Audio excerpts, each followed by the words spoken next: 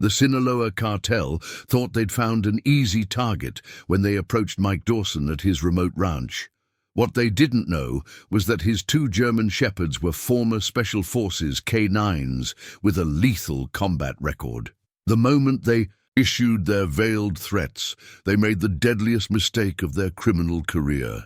In seconds, these dogs would turn hunters into hunted. The morning sun casts long shadows across Mike Dawson's modest ranch house as he makes his daily inspection of the property line. Kaiser, his German shepherd, moves silently beside him while Storm maintains vigilant watch from the porch. A 5-acre property sits just 20 miles north of the Mexico-Texas border, isolated enough for privacy but close enough to the small town of San Miguel for necessities. Mike's weathered hands wrap around his coffee mug, calluses telling the story of 30 years gripping steering wheels across America's most dangerous routes. At 62, the former long-haul trucker's face bears the lines of someone who's seen more than his share of trouble on the open road. "Movement east fence, boys," Mike murmurs. Kaiser's ears prick forward instantly, while Storm shifts position with military precision.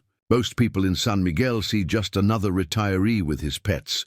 They don't know these dogs once swept buildings in Kandahar and conducted night raids in Helmand province.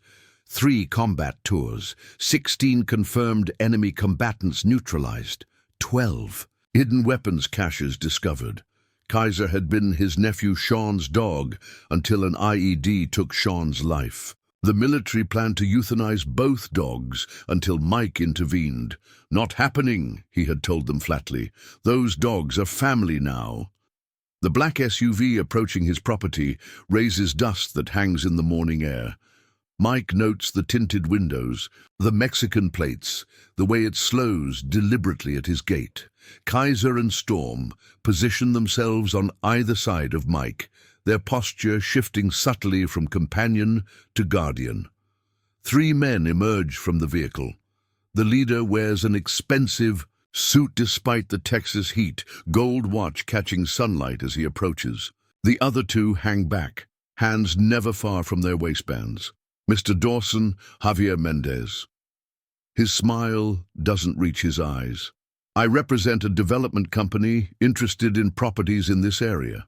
Mike says nothing, but notes how Kaiser's muscles tense slightly, the dog's combat-honed senses detecting what humans miss. "We're prepared to offer twice market value for your land. Cash transaction, no questions asked." Mendez extends a business card with a single phone number. "My clients are very motivated, not interested in selling," Mike responds, making no move to take the card. Mendez's smile tightens. "Perhaps you misunderstand. This area is changing. Some changes are uncomfortable for those who don't adapt." Storm shifts position almost imperceptibly, moving to cover Mike's blind spot. The movement is so subtle, only someone with tactical training would notice. "These are beautiful dogs," Mendez continues, studying Kaiser with newfound interest. "German. Shepherds, military trained?" "Just pets," Mike lies, watching how Mendez's eyes narrow slightly. "Mr. Dawson, my clients are not people who take rejection well. The offer stands for 24 hours. After that," he shrugs elegantly, "well, property values in this area have been known to drop suddenly." As Mendez turns to leave, Kaiser tracks his movement with the same intensity he once used to track insurgents through Afghan villages. The 2 men flanking Mendez now make no effort to conceal their weapons, jackets pushed back to reveal holstered pistols. "Reconsider, old man," Mendez calls over his shoulder. "Not everyone gets such generous offers. Accidents happen to stubborn people." As the SUV disappears down the dusty road, Mike kneels between his dogs, checking something on Kaiser's tactical collar that appears decorative but contains a sophisticated tracking device. "Sinaloa Norte cartel," Mike mutters, recognizing the threat pattern from security briefings during his contracting years. They're establishing a new route. Inside his modest ranch house, Mike moves to a hidden panel behind a family photo. revealing a sophisticated security system that would surprise anyone who saw only an aging trucker from the outside. The screens show multiple angles of his property, security measures that most civilians wouldn't possess. Kaiser and Storm watch him with intelligent eyes as Mike retrieves a satellite phone from a locked drawer. They think they've found an easy target, he tells the dogs, punching in a number few civilians would have access to. Just another old trucker with his pets. Kaiser's posture shifts, combat-ready despite years away from the battlefield. Some training never fades. Some instincts never die. They have no idea what they're walking into, Mike says quietly as the call connects. No idea at all. 3 days after Mendez's visit, Mike wakes instantly to Kaiser's silent alert. The German Shepherd stands rigidly by the bedroom door, ears. Forward body language communicating what no bark could. Something's wrong. Storm maintains position at the window, his silhouette barely visible against the pre-dawn darkness. Mike slips from bed, feet finding his boots without looking. 30 years of sleeping in truck stops across cartel territory taught him to wake ready for trouble. He moves to the window, night vision binoculars already in hand. "What have we got?" "Boy," he whispers. Kaiser responds by shifting his gaze toward the southern fence line, the direction that faces Mexico across 20 miles of scrubland. Through the binoculars, Mike spots them immediately. 2 figures moving with practiced efficiency along his property boundary, placing small devices at regular intervals. Not random placement, professional spacing for maximum coverage. Quick, pause before we continue. Tell us, where in the world are you watching from? If you're enjoying these stories, make sure to hit subscribe because tomorrow's episode is absolutely mind-blowing. "Good boy," Mike murmurs, scratching behind Kaiser's ear in the specific spot that signals approval without breaking the dog's concentration. Storm maintains his watch position, his combat-trained body communicating readiness without making a sound. By sunrise, the visitors are gone, but Mike finds what they left behind. Small surveillance devices camouflaged to match the natural environment. Not commercial equipment, military grade, with directional microphones and thermal sensors. The kind used by special forces for forward observation. "They're mapping our patterns," Mike tells Kaiser as the dog sniffs one of the devices. "Same thing Taliban spotters did before ambushing convoys." The sound of a vehicle approaching brings both dogs to alert position. Sheriff Ray Vasquez's patrol car kicks up dust as it rolls down the long driveway. The sheriff steps out, Stetson in hand, eyes immediately tracking to the dog's positioning. "Trouble's coming, Mike," Vasquez says, without preamble. "Figured you should know." Inside, the sheriff spreads satellite images across Mike's kitchen table. 3 ranches hit last month, owners intimidated into selling. The Martinez family disappeared completely after refusing. Mike studies the pattern, recognizing the tactical implications. They're establishing a corridor, direct line from the border to Highway 16. Vasquez's eyes narrow as he watches Kaiser and Storm maintain perfect positioning near the doors and windows. "Those are military dogs, aren't they? I did 2 tours in Iraq before joining the department." "Recognize the stance." Mike nods slowly. "My nephew trained them in Afghanistan. 3 tours identifying insurgents and IEDs. Best noses in Kandahar province. After Sean died, they were slated for euthanasia. Couldn't let that happen." "Cartel doesn't know what they're poking," Vasquez observes. "These surveillance devices were planted last night. Professional job." He hands Mike a device identical to those found on the fence line. "Found 6 of these on the Thompson property yesterday. Mexican military issue, but with modifications." After the sheriff leaves, Mike conducts a methodical survey of his property, documenting each device's location and field of view. Kaiser and Storm patrol in precise patterns established during their combat deployments, moving silently through brush that would alert to any other presence. By midday, he's identified 12 surveillance points creating overlapping observation zones. The pattern suggests professional surveillance by someone with military training. Not random cartel thugs, specialized reconnaissance. Mike retrieves a satellite phone from his locked gun safe and makes a call. "Maria, it's Mike Dawson. We need to talk.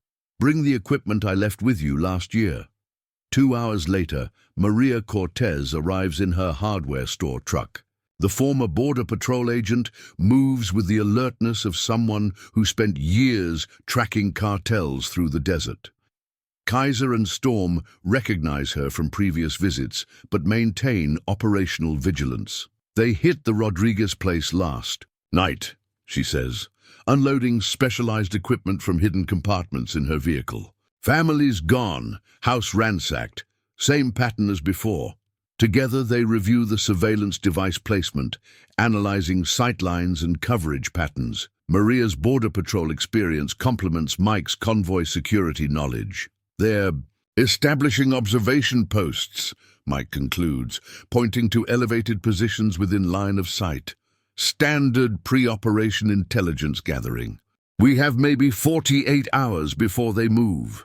"Sheriff's hands are tied," Maria notes. "Department's undermanned, and half his deputies are related to folks across the border. Can't trust everyone."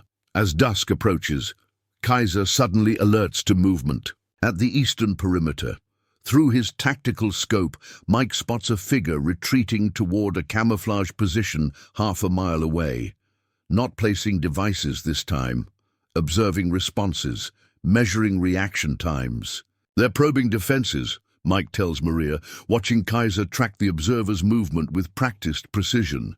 "Testing our awareness, same tactics insurgents used before hitting convoy routes." "What's the play?" Maria asks, checking the radio jammers she's installed. Mike watches Storm position himself on the house's blind side, compensating for Kaiser's focus on the eastern threat.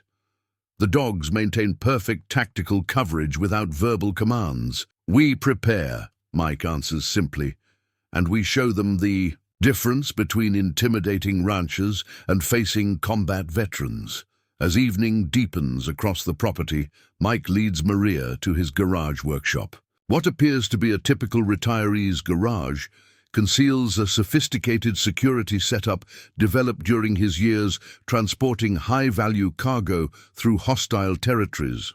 Kaiser and Storm position themselves at optimal vantage points, their military training evident in how they establish overlapping fields of observation. "Most folks think I just hauled regular freight," Mike explains, entering a code that slides back a workbench revealing hidden storage. "Truth is, I specialized in secure transport.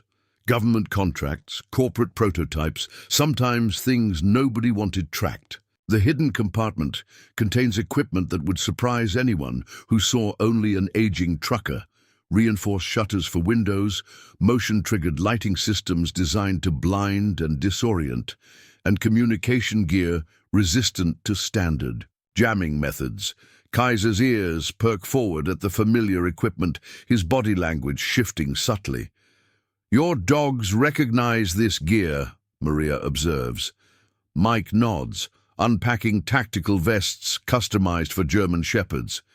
"These belong to my nephew's unit. Reinforced plating, specialized pockets for medical supplies and tracking devices.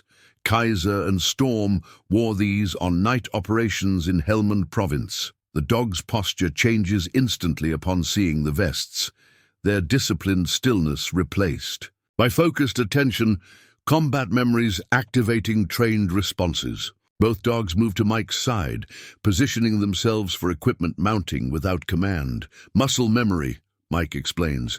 "Never thought we'd need these again." From beneath his bedroom floorboards, Mike retrieves a waterproof case containing detailed training protocols his nephew had documented. Each laminated page outlines specific commands, hand signals, and tactical responses for scenarios ranging from perimeter defense to direct engagement. "Sean was meticulous," Mike explains, spreading the documents across his kitchen table, documented every training protocol, every command variation. When environmental conditions required adaptation, He noted the changes. Maria studies a diagram showing coordinated dog movements for building clearance. This isn't basic guard dog training. Nothing basic about what these dogs did in Afghanistan, Mike confirms. They weren't just trained to attack. They were trained to think tactically, to coordinate with each other and their handlers. Together, they review interior defense protocols established during Mike's security contracting days.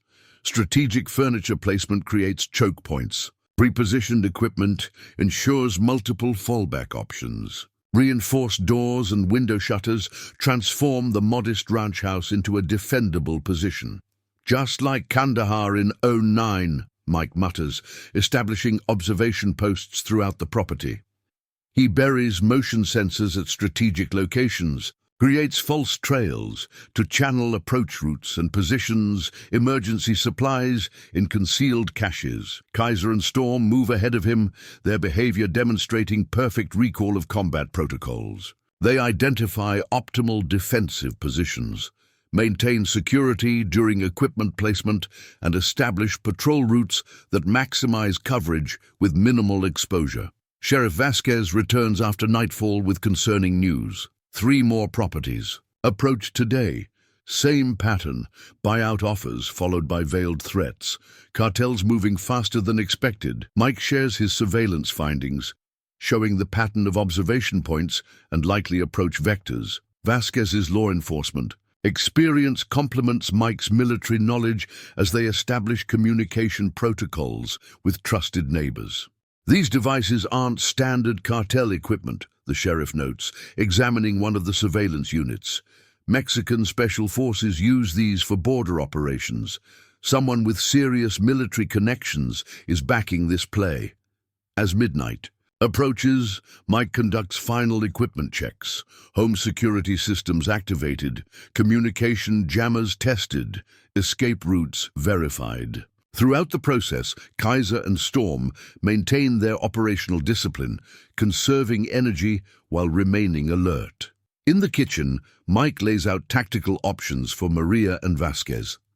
They'll come at night, he predicts, pointing to likely approach routes. Standard procedure is 3-team approach: main force, blocking element, and specialized entry team. Departments spread too thin, Vasquez admits. Best I can offer is 10-minute response time once we get your signal. That's all we need. Mike assures him. These dogs held off Taliban fighters for 20 minutes while waiting for air support. Cartel operators won't present the same challenge. After the sheriff leaves, Mike reviews the dogs' commands one final time. Each hand signal, each verbal cue refined through combat experience.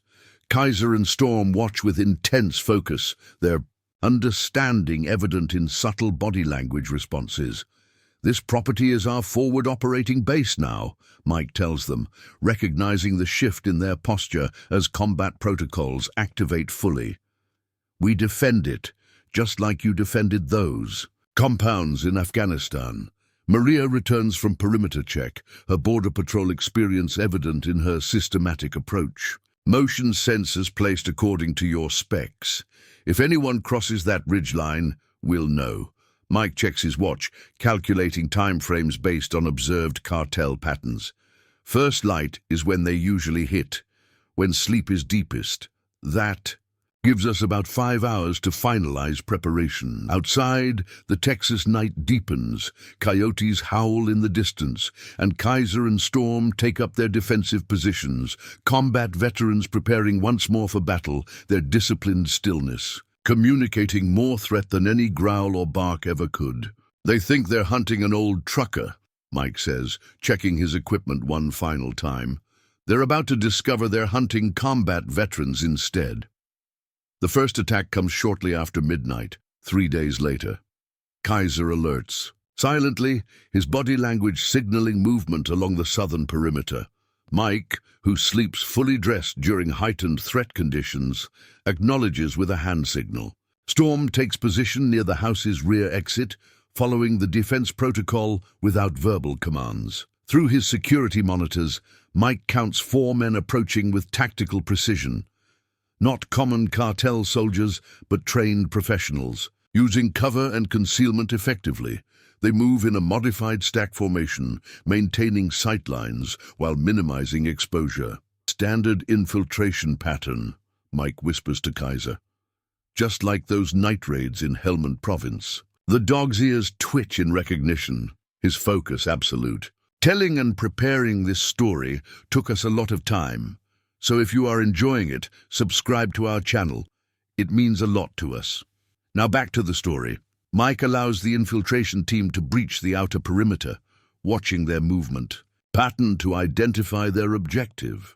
The operators pause at predetermined points, checking for security systems with professional thoroughness. Their equipment profile suggests specialized training, tactical vests, encrypted communication devices, and what appears to be breaching equipment.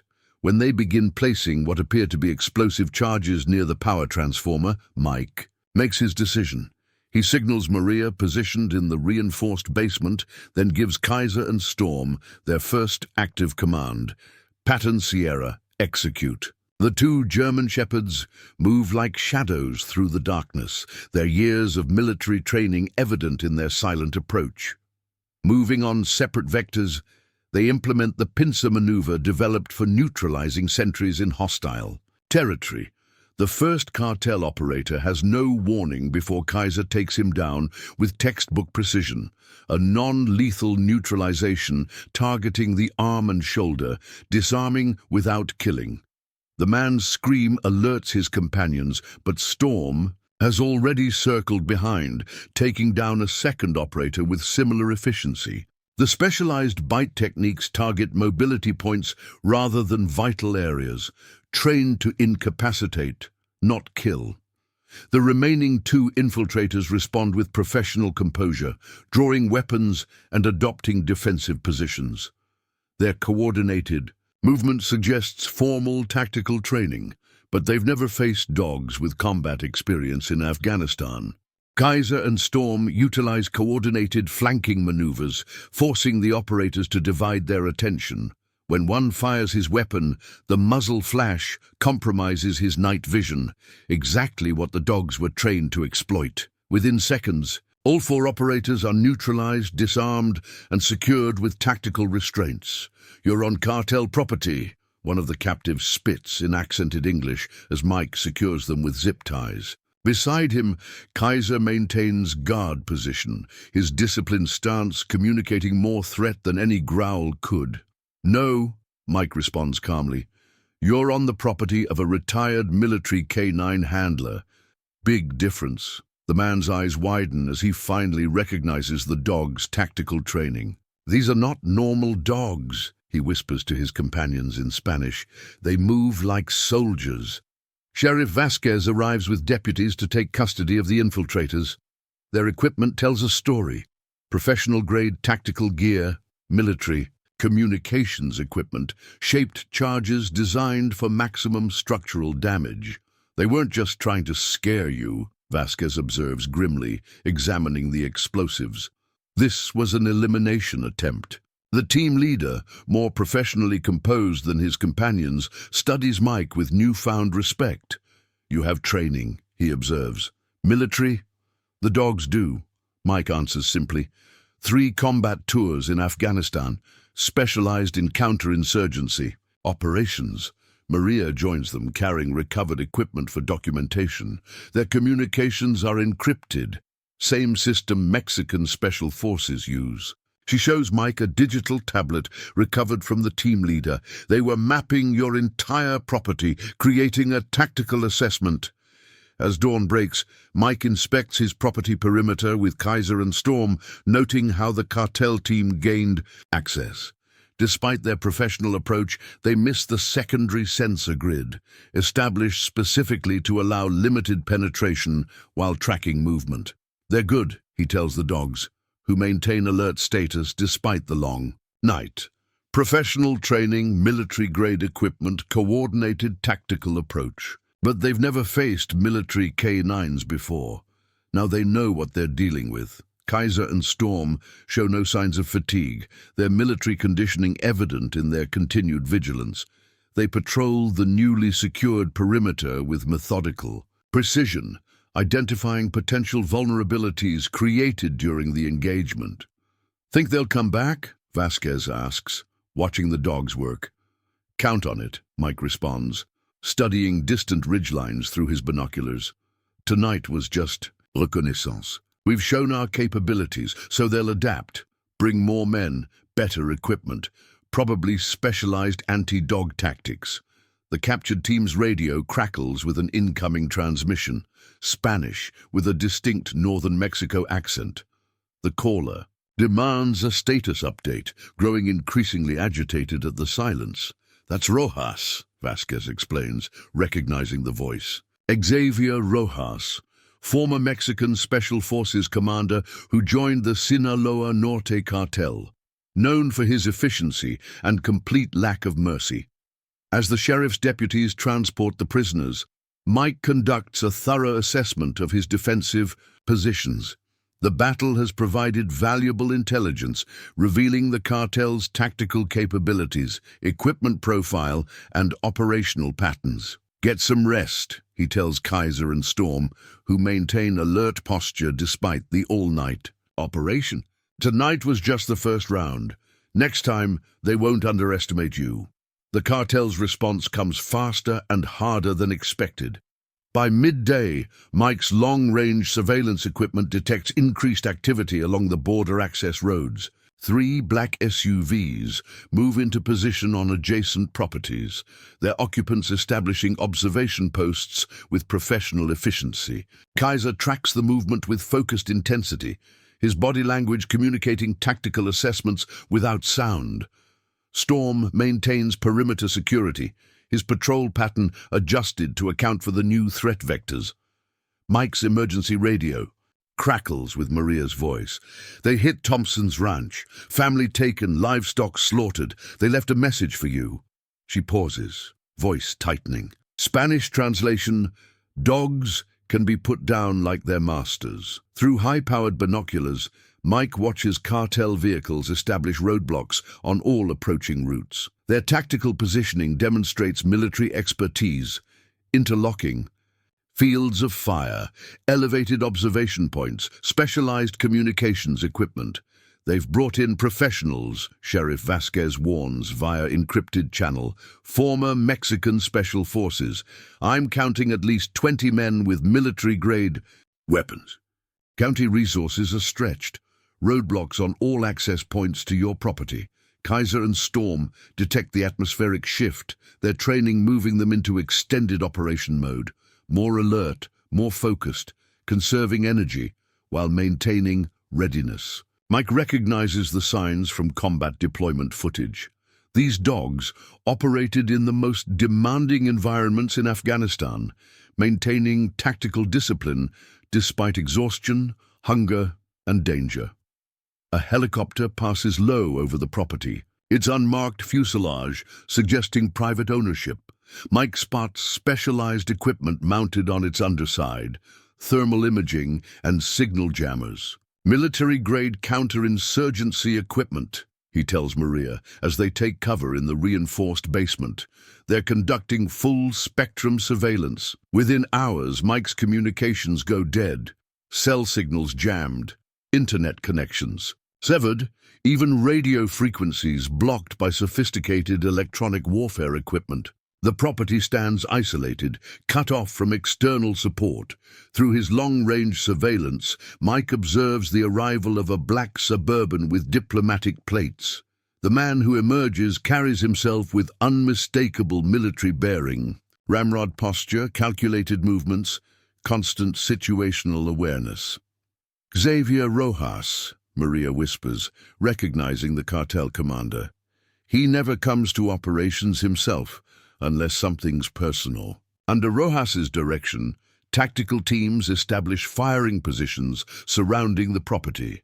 Their movement patterns reveal professional training, minimized exposure, coordinated positioning, specialized equipment deployment, storm alerts. to a sniper team establishing position on the eastern ridge, their camouflage nearly perfect, but unable to mask their scent from a dog trained to detect enemies in Afghanistan's mountains. An amplified voice carries across the perimeter. Michael Dawson, you have 1 hour to vacate the property. Anyone remaining will be considered hostile. This is your only warning. To emphasize the point, precision rifle fire takes out Mike's visible security cameras, external power transformer, and vehicle with surgical accuracy. 3 shots, 3 hits from approximately 800 meters. Inside his reinforced house, Mike reviews options while monitoring Kaiser and Storm's behavior. Both dogs maintain perfect discipline despite the gunfire, their military training evident in how they position themselves away from windows while maintaining situational awareness. They've established a complete perimeter, Maria observes, checking their remaining security feeds. Professional containment protocol. They're not leaving any escape routes. Mike studies the tactical display showing sensor activations around his property. They're making one classic mistake, he notes, pointing to a pattern in their deployment. They've concentrated forces on obvious approach vectors, leaving secondary routes undermanned. Kaiser and Storm watch Mike with focused attention as he retrieves additional equipment from hidden storage compartments. Military-grade night vision, specialized communication devices resistant to jamming, and tactical vests for both dogs. Rojas is following standard military containment protocol, Mike explains, fitting Storm with his tactical vest. Problem is these dogs were specifically trained to counter exactly those protocols in Afghanistan.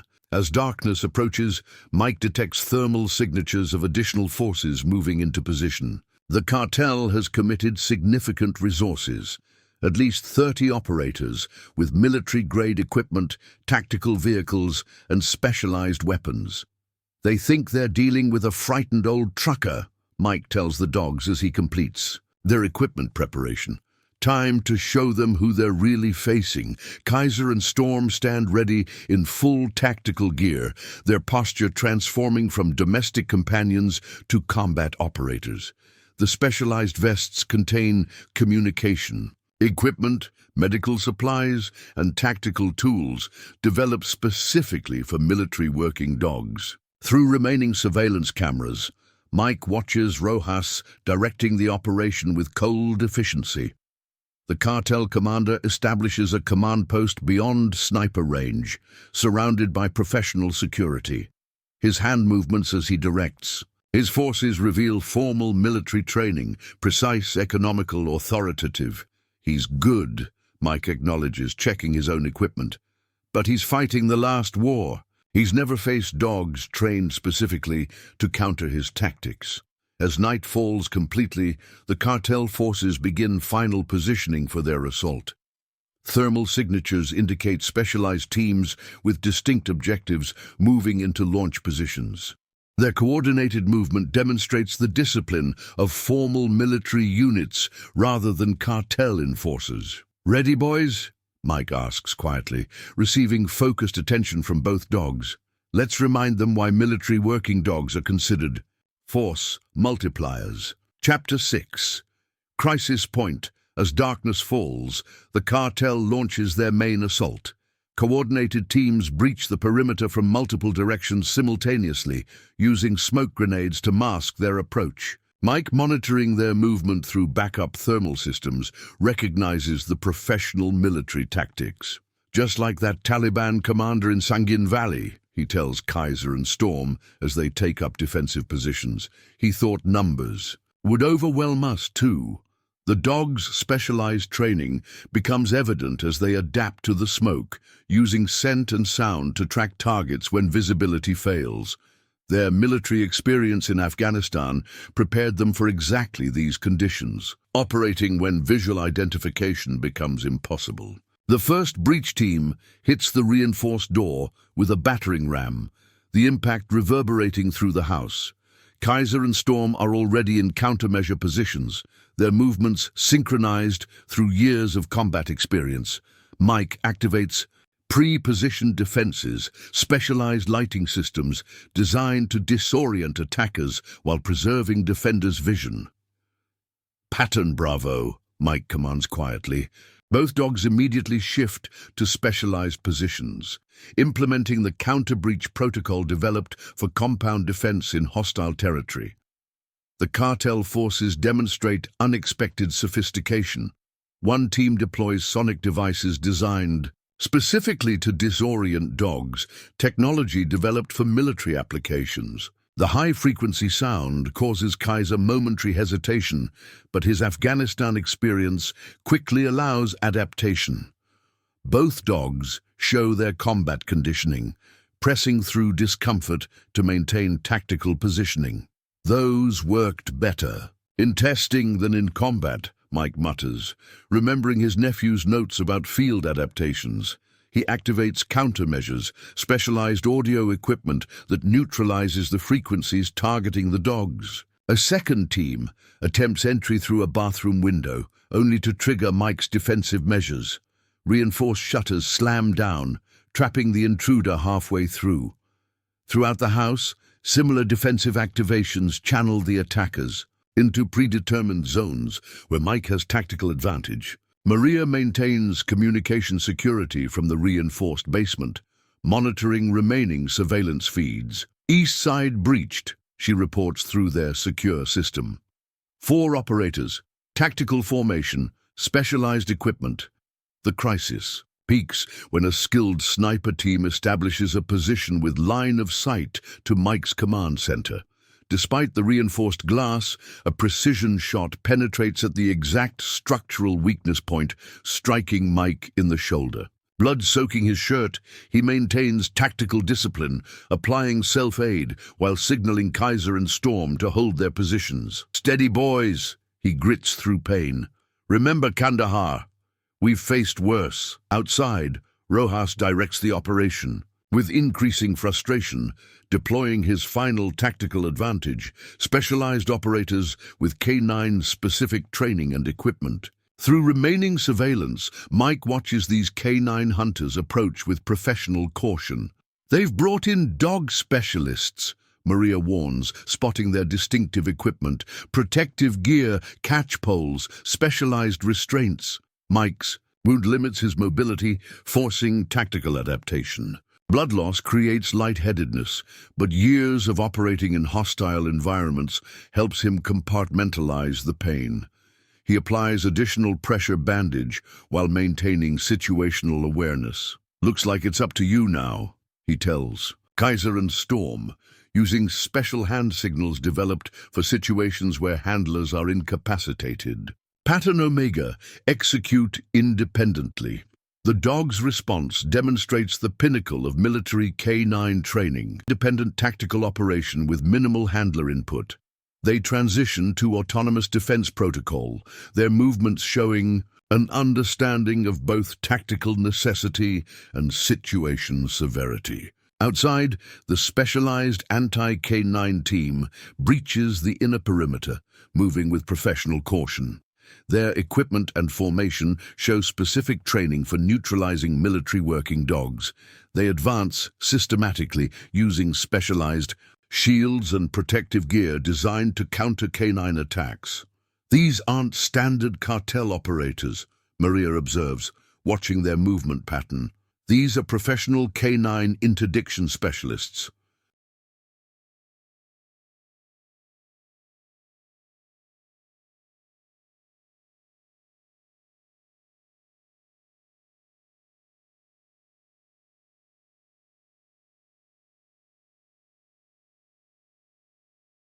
Military or police background, Mike, fighting through pain-induced fog, makes his final tactical decision. "Ghost protocol," he commands, using the code word that activates the dog's most sophisticated independent operation capability. Kaiser and Storm immediately disappear from surveillance coverage, implementing techniques developed for operating behind enemy lines where direct handler communication is impossible. This capability, rarely seen outside special operations, represents the highest level of K9 combat development. The specialized anti-K9 team enters the main house, moving with professional caution despite their protective equipment. Their communication reflects concern. These operators understand the difference between conventional guard dogs and military-trained combat canines. Alpha team in position, one operator reports through radio mic monitors. No visual on primary targets. Dogs have gone dark, switching to thermal tracking. But Kaiser and Storm have already implemented their thermal concealment training, using techniques developed to evade Taliban forces with night vision equipment. The operator's confusion grows as standard tracking methods fail. Through increasing pain, Mike watches his monitoring system as cartel forces become increasingly disorganized. The K9 specialist team maintains discipline, but other elements show growing confusion as communications go silent and team members disappear from surveillance. Rojas's voice cuts through radio channels, frustration evident. "Find those dogs. They're just animals." But his operators' responses reveal growing uncertainty, professional confidence undermined by facing an enemy they don't understand. As Mike fights to maintain consciousness, Maria applies additional medical aid. "They've adapted to the dogs," she warns, "but they still think they're dealing with an old trucker. They don't know who you really are." The night fills with confusion as Kaiser and Storm implement the most sophisticated combat techniques developed for military working dogs. The cartel's superior numbers and equipment now face the ultimate asymmetric threat: K9 operators trained specifically to dismantle conventional tactical superiority. The cartel's anti-K9 team moves with professional caution, employing specialized equipment including reinforced tactical gear and catchpoles, designed for neutralizing aggressive dogs. Their formation, a modified stack with overlapping fields of protection, shows specialized training, but they're hunting what they believe are conventional attack dogs, not combat veterans of Afghanistan's most demanding operations. Alpha, a team proceeding to second floor. The team leader reports through encrypted channels Mike monitors from his defensive position. No visual on targets. Maintain perimeter containment. Outside Mike's surveillance range, Kaiser and Storm implement advanced tactical maneuvers developed by special forces for behind enemy lines operations. Rather than direct confrontation, they employ principles of asymmetric warfare: misdirection, psychological disruption, and targeted interdiction. Kaiser moves like a shadow through the eastern corridor, deliberately creating noise to draw attention before disappearing through pathways too small for human operators. Storm simultaneously targets the team's communications specialist, emerging from concealment just long enough to disable his equipment before vanishing again. "Comms compromised," the specialist shouts, his professional composure cracking. "Unknown interference pattern." From his defensive position, Mike hears the chaos unfold. Professional operators shouting in confusion as the dogs employ tactics they've never encountered. Unlike conventional guard dogs that attack directly, Kaiser and Storm systematically isolate individual operators, create false movement patterns, and selectively disable equipment. "Where are they?" one operator shouts in Spanish, his professional. Discipline fracturing as Kaiser creates distraction in one sector, while Storm disables the team's night vision equipment.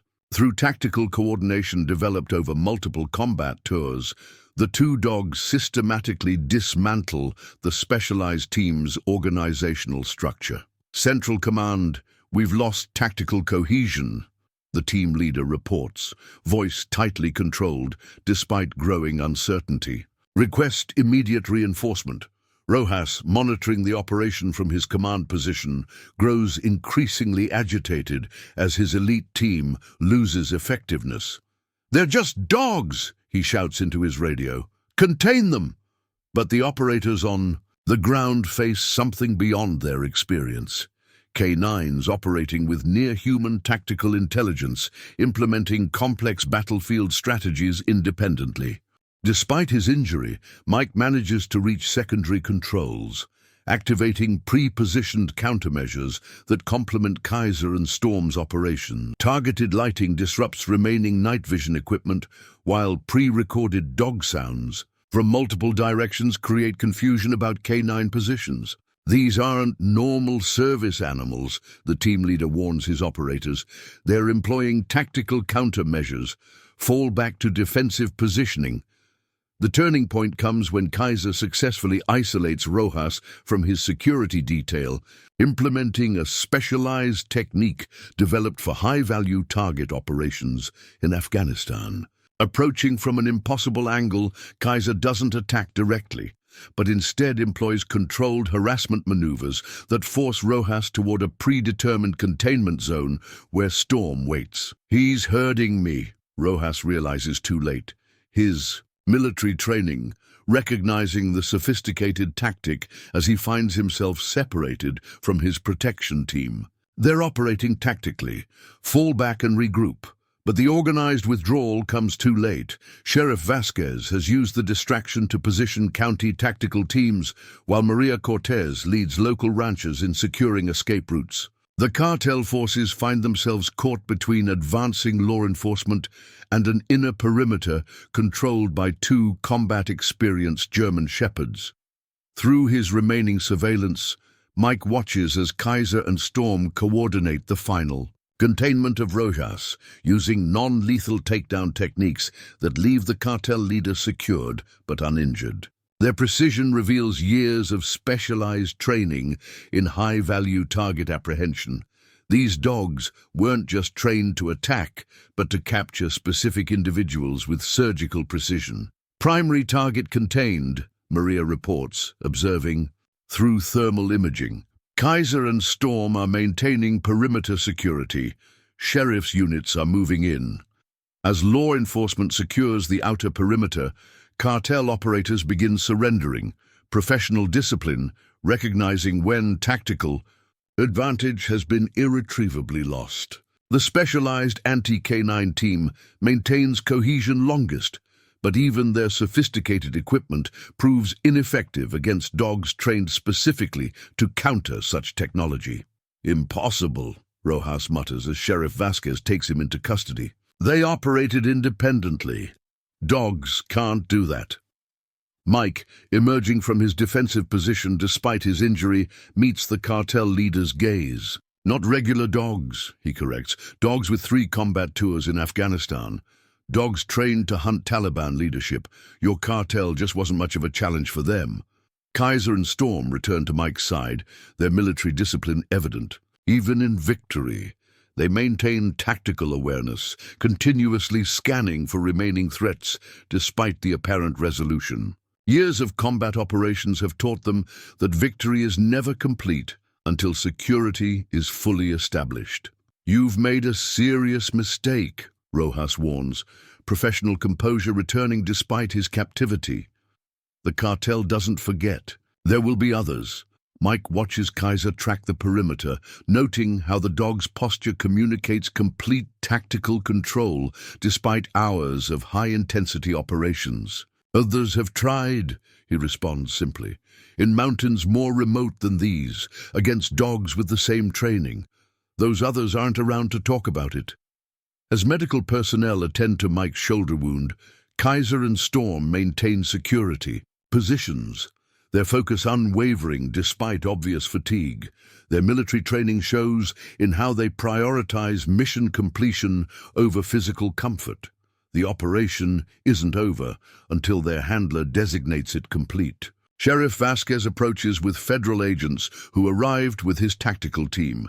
DEA wants to talk to you, he tells Mike. What happened here? It's going to change everything. Dawn breaks over the property as Kaiser and Storm finally allow themselves to relax slightly, responding to Mike's hand signal indicating reduced threat condition. Their transition from combat operators back to protective companions demonstrates the sophisticated psychological training that allows military working dogs to modulate their tactical responses. Good boys, Mike tells them quietly. Mission accomplished. Dawn reveals the full scope of the night's events. Multiple cartel operators in custody, sophisticated equipment seized, and a major trafficking operation exposed. FBI tactical teams secure the scene as Mike receives medical attention for his shoulder wound. Kaiser and Storm remain vigilant despite their exhaustion, maintaining security positions until formally relieved by Mike. Your dog saved more than just your property, Agent Sarah Delgado of the DEA tells Mike as medical technicians work on his shoulder. Rojas was establishing a major distribution hub for the entire region. What we've seized here disrupts cartel operations across 5 states. She studies Kaiser and Storm with professional appreciation. I've worked with military canines before, but I've never seen this level of autonomous tactical operation. The dogs receive thorough medical examination from a specialized canine veterinarian flown in by federal authorities. Remarkable condition given. Their age and service history, the vet reports. These dogs maintain peak performance under extreme stress. Their training preservation is unprecedented. In the following days, security experts from multiple agencies document the sophisticated tactics Kaiser and Storm employed. They didn't just react, they strategized. The FBI's K9 training specialist explains, reviewing surveillance footage. They identified high-value targets, deliberately disrupted command structure, and implemented documented special operations protocols. We need to completely revise our understanding of advanced K9 capabilities. Sheriff Vasquez establishes new security protocols for the county, incorporating lessons from the incident. Local ranchers implement improved communications networks and defensive measures based on Mike's experience. One old trucker and 2 dogs held off a cartel tactical team, Maria tells community members at a security briefing. Imagine what we can do together with proper preparation. Federal authorities offer Mike relocation through witness protection, but he declines. This is home, he tells Agent Delgado, watching Kaiser and Storm patrol their property with the same precision they showed in combat zones. Besides, the word is spreading fast in cartel circles. Nobody will risk another operation here, knowing what's waiting for them. The county implements a K9 training program under Mike's guidance, where Kaiser and Storm demonstrate basic tactical maneuvers for local law enforcement. Their combat experience becomes a foundation for new regional security. Protocols specifically designed for border communities facing cartel threats. They're not just pets, Mike explains to a group of officers watching Kaiser demonstrate precision targeting. They're veterans who found a new way to serve. 3 months later, surveillance indicates cartel operations have shifted 30 miles eastward, avoiding San Miguel County entirely. Intelligence intercepts reveal a new cartel directive. Properties with German Shepherds are to be avoided as potential military K9 locations. As sunset paints the desert in gold and shadow, Mike sits on his porch with Kaiser and Storm at his side. His shoulder has healed, his property is secure, and his community is safer than it has been in years. You boys did good, he tells the dogs, who maintain their alert watch despite the peaceful evening. Just like your first handler taught you.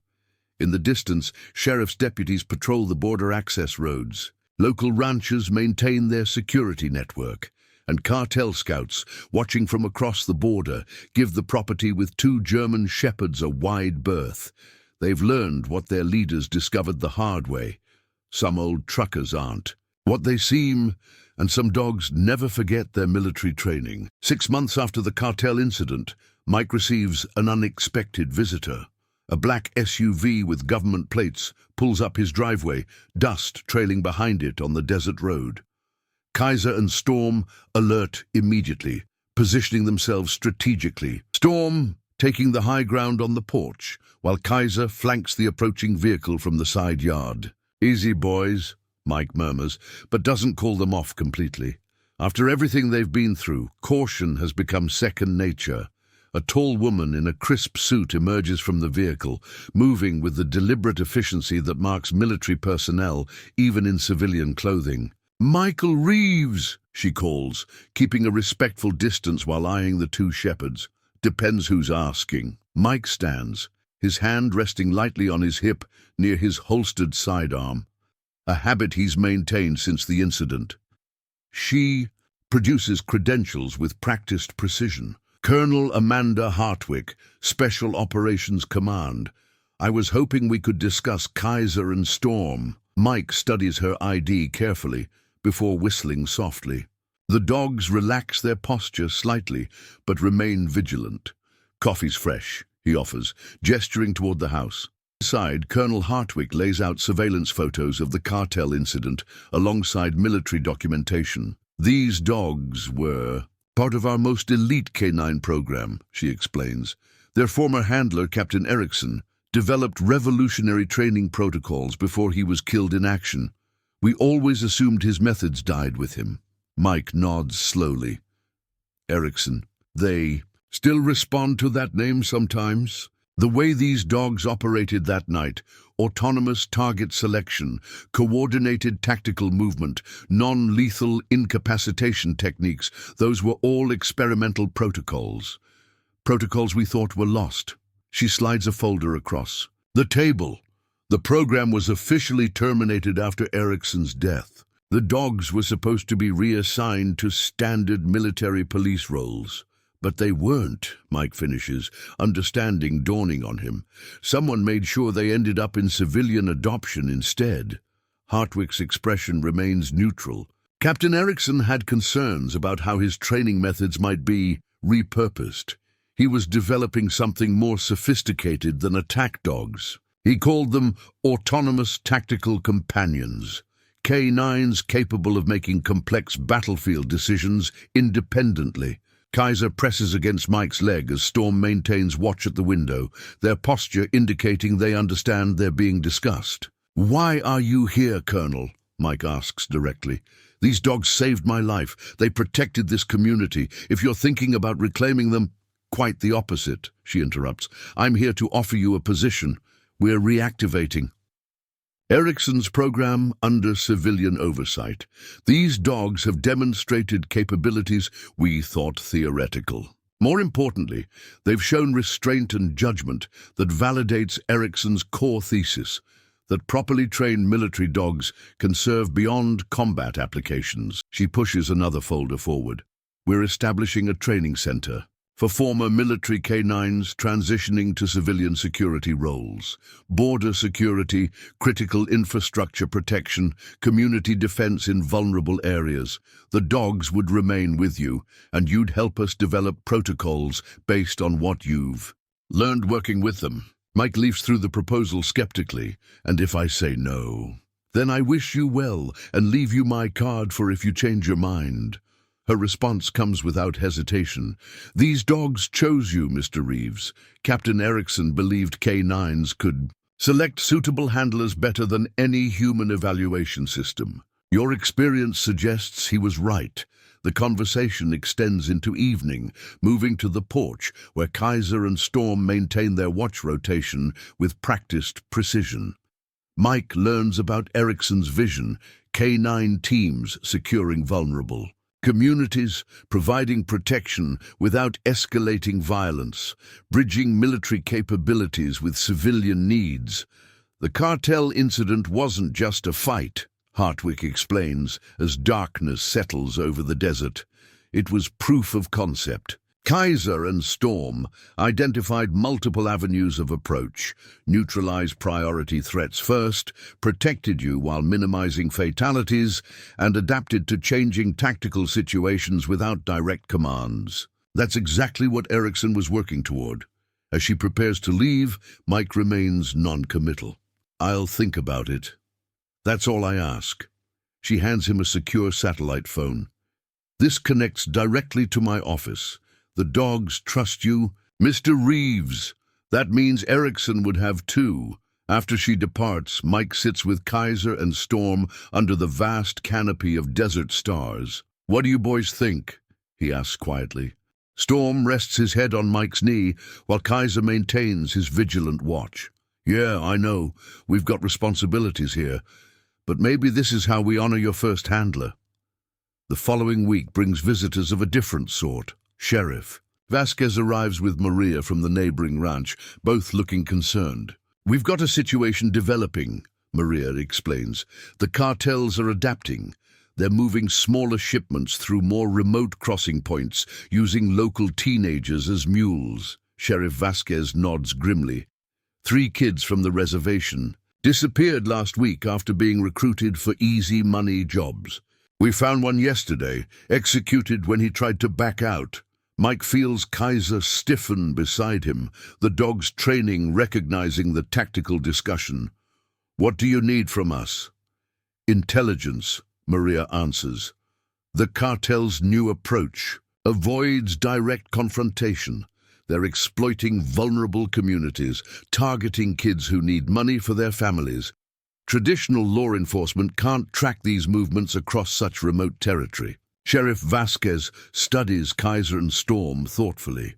"Your dogs demonstrated tracking capabilities beyond anything I've seen. If they could help us locate these routes without direct engagement." Mike considers the satellite phone sitting on his kitchen counter. "I may have some resources we can tap into.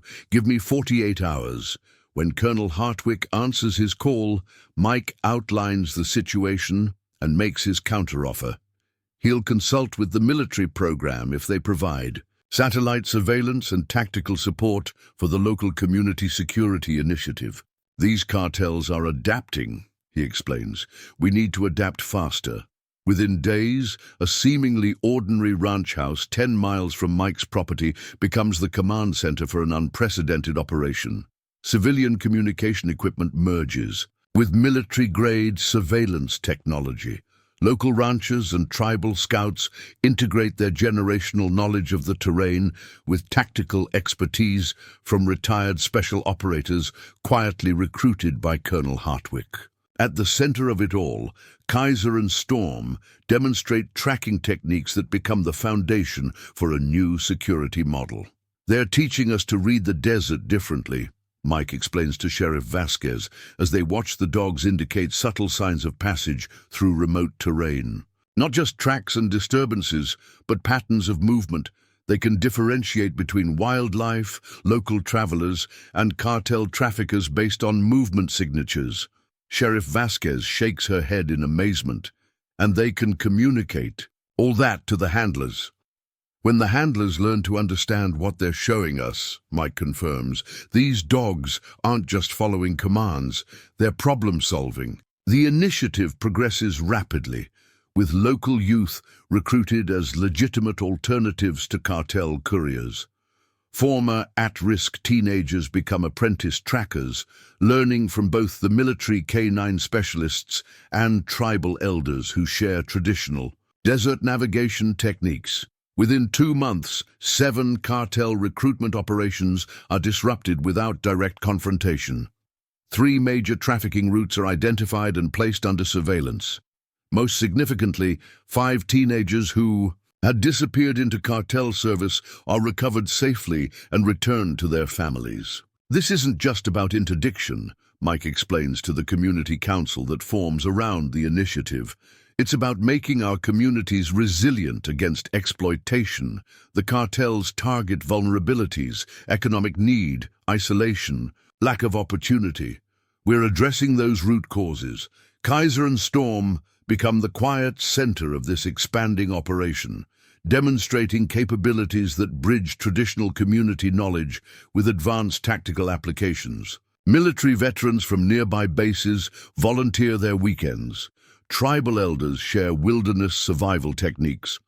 Ranch families establish communication networks that cover previously unmonitored territory. As autumn approaches, Mike receives another visit from Colonel Hartwick. She surveys the operation with professional appreciation. "This has exceeded our most optimistic projections," she admits. "Erickson always said the true potential of his program wasn't in battlefield applications, but in community security models." Mike watches as Kaiser and Storm work with a group of tribal teenagers, demonstrating how to distinguish between different types of disturbances in the desert soil. "The dogs are getting older," he observes. Another year or two of active work. At most, that's why the knowledge transfer component is crucial, Hartwick responds. What they know, what Erickson taught them, needs to be preserved. By the first winter frost, the operation has expanded to 3 neighboring counties. Intelligence reports indicate cartel operations have shifted their focus entirely away from the region, seeking softer targets elsewhere. Local emergency services report a 60% reduction in drug-related incidents. School attendance rates improve as family economic stability increases through legitimate security and conservation employment.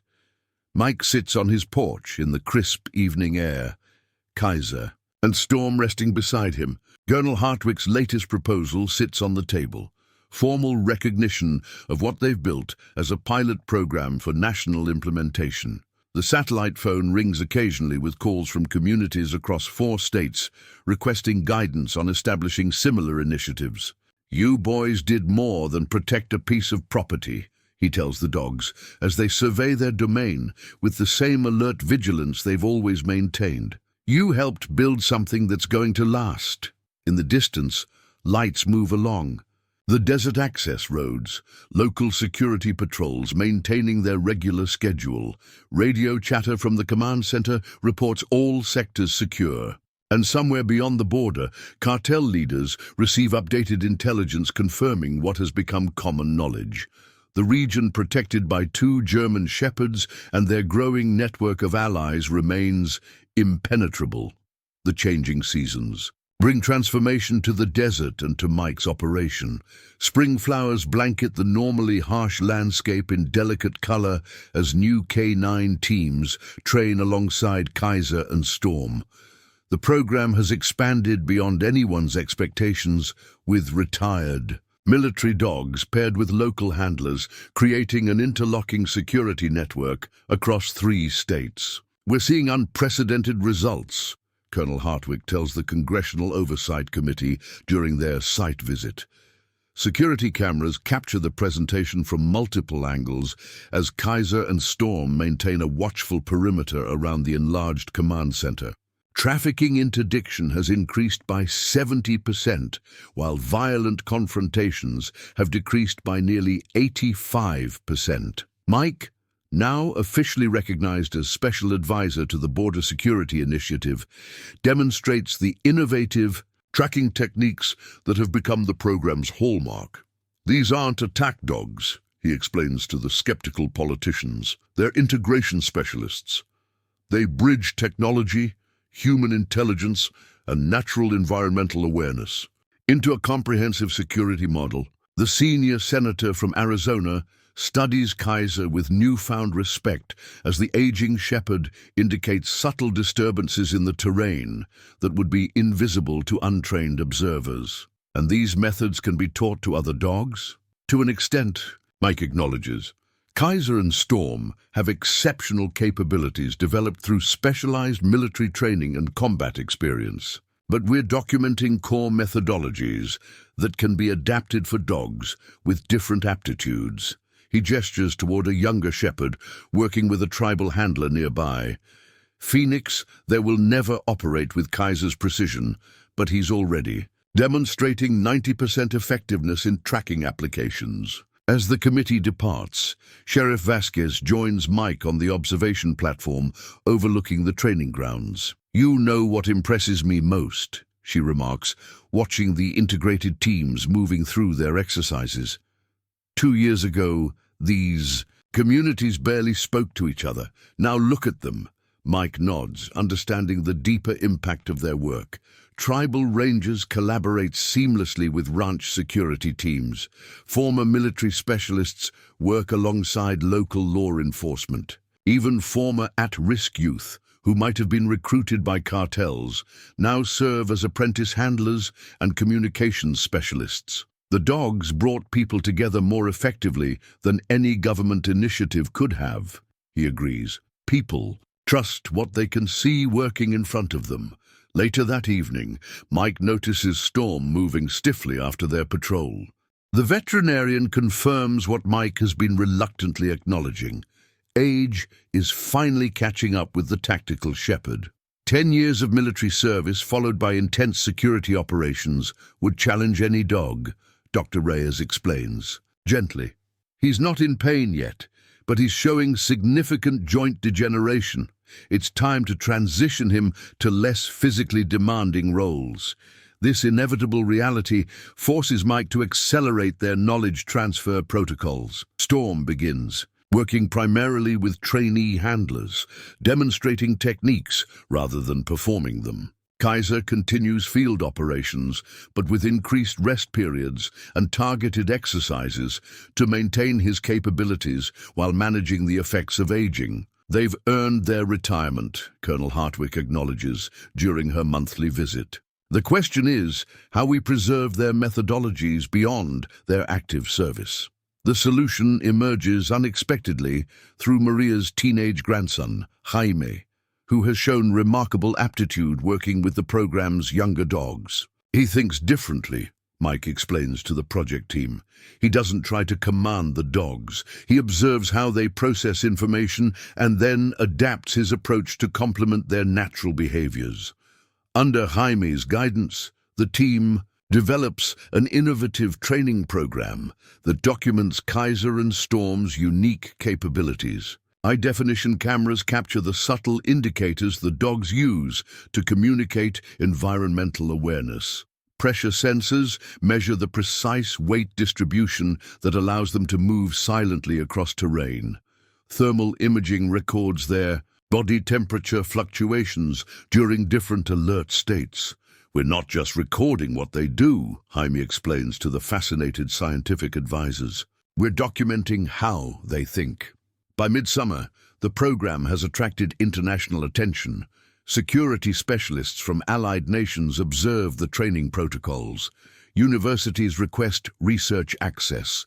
Most significantly, communities. Along the border report, dramatic reductions in cartel recruitment success as legitimate security careers provide sustainable alternatives. The cartels are adapting again, Agent Delgado reports during the quarterly security briefing.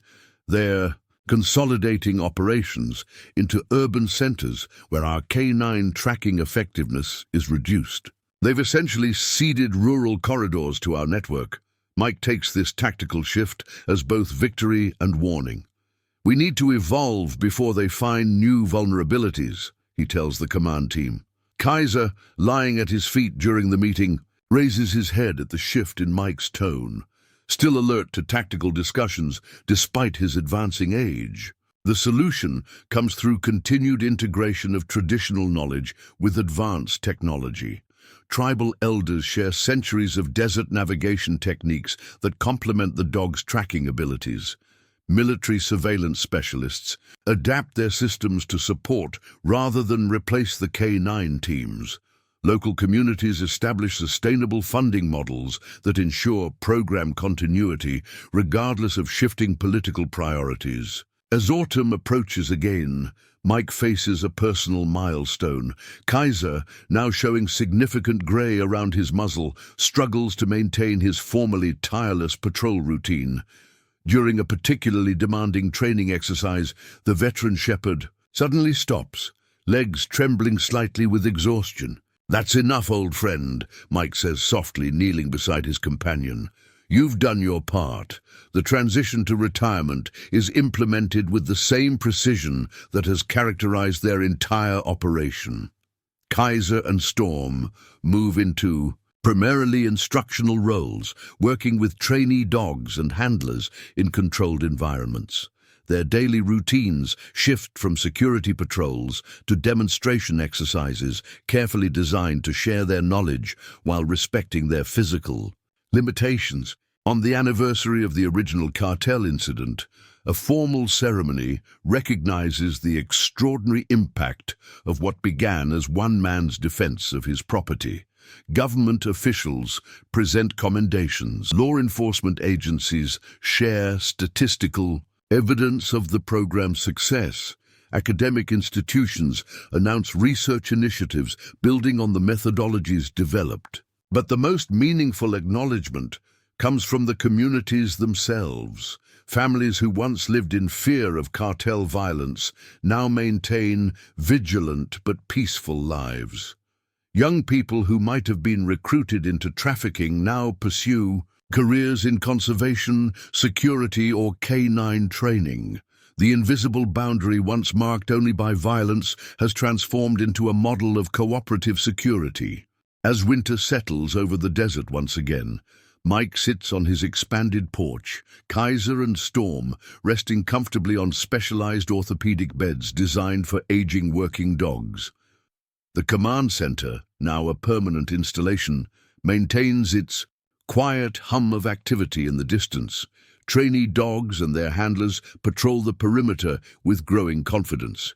"You boys changed everything," Mike tells the shepherds as they survey their domain with the dignified vigilance of veterans. Kaiser's ears still track every movement in their environment, while Storm's eyes maintain their penetrating awareness despite the grey that now dominates his muzzle. Sheriff Vasquez joins him, bringing the department's newest canine recruit, a young shepherd named Echo, who carries genetic connections to military working dog bloodlines. "The program evaluation confirmed what we already knew," she reports. "Cartel operations have been pushed entirely out of our jurisdiction. The model is being implemented in 14 states now." Echo approaches Kaiser and Storm with respectful caution, instinctively recognizing their senior status. The older dogs accept his presence with stoic tolerance, their posture communicating boundaries more effectively than any human correction. "Good. They're still teaching, even in retirement," Mike observes with quiet pride. "That's their greatest legacy," Sheriff Vasquez agrees. "Not just what they did, but what they're helping us learn to do for ourselves." As night falls across the desert, lights illuminate the expanded training compound, where handlers from across the country now come to learn the integrated security methods pioneered here. Satellite communications maintain connections with similar operations developing along vulnerable borders worldwide. The knowledge that began with one special operations captain was preserved through his extraordinary dogs, and expanded through one former trucker's determination, has become a sustainable security model. Kaiser and Storm maintain their watch from the porch, their posture still alert despite their age. They've transitioned from combat veterans to tactical instructors to living foundations of a new approach to community security. Their methodologies have been documented, their capabilities analyzed, their legacy secured. In the command center, Amy works with the next generation of handlers, explaining the subtle communication methods developed by observing Kaiser and Storm. "They don't just detect threats," he tells the attentive trainees. "They understand patterns, anticipate movements, recognize intentions. Our job isn't to command them, it's to learn from how they process the world." Mike watches this transition. With complicated emotions, pride in what they've built, acceptance of the inevitable passing of time, hope for the systems they've established. Kaiser rests his graying muzzle on Mike's knee, somehow still communicating the same reassurance he provided during that first, desperate night of combat. "You boys did good," Mike tells them as stars emerge in the vast desert sky. "Better than anyone could have imagined." In the distance, security patrols maintain their vigilant presence. Young dogs learn from aging masters. Communities once divided by suspicion now work together in common purpose. And somewhere beyond the border, cartel leaders have permanently marked these territories as zones to be avoided, not just because of two remarkable dogs, but because of the resilient network they inspired. Kaiser and Storm may be approaching the end of their operational lives, but their legacy is just beginning. In the quiet desert night, they maintain their watch, veterans of battles fought and won, founders of peace now secured, guardians, whose greatest victory lies in the communities they've transformed. They remain what they have always been, extraordinary dogs who remembered their training, found their purpose, and changed the world around them, one silent patrol at a time.